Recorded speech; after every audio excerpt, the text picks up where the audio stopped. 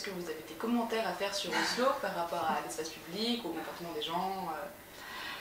Alors on est en plein dans une période où les interlocuteurs norvégiens avec qui j'ai pu échanger sont tous très inquiets, en tout cas le gouvernement est très inquiet de la question du harcèlement dans l'espace public et plus largement de la question du harcèlement sexuel.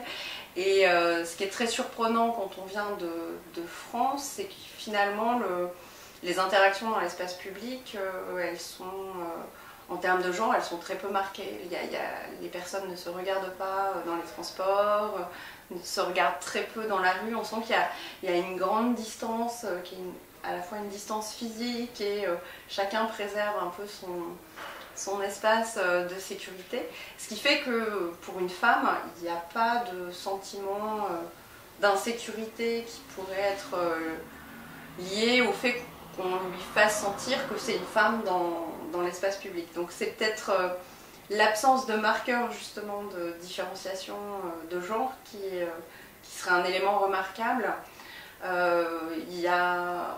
a parlé un peu de la présence des statues, notamment autour du théâtre. Alors il y a les grands hommes qui ont fait la politique norvégienne, mais il y a aussi la présence de statues de femmes, notamment d'une actrice.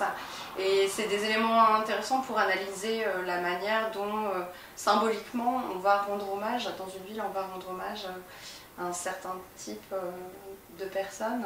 Et on a discuté justement des anonymes qui pouvaient aussi être représentés.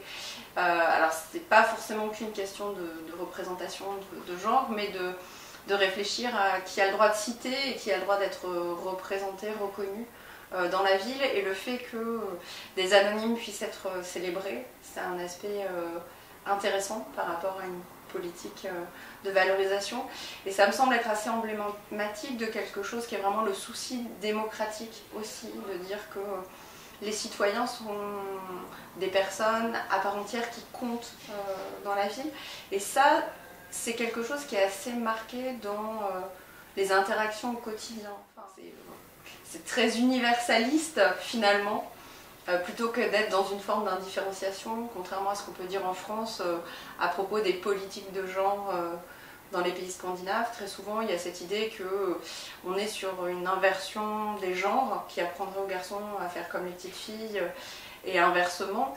Ce qui m'a frappée, c'est la manière dont on est vraiment dans des rapports qui considèrent l'humain et qui ne pensent pas les choses en termes de filles et de garçons, mais qui pensent avant tout des politiques d'égalité, des politiques d'équité et la prise en considération des individus, indépendamment du fait qu'ils soient des hommes et des femmes. Ce qui fait que c'est attaché à des droits qui seraient des droits humains, plus que des droits en termes de genre.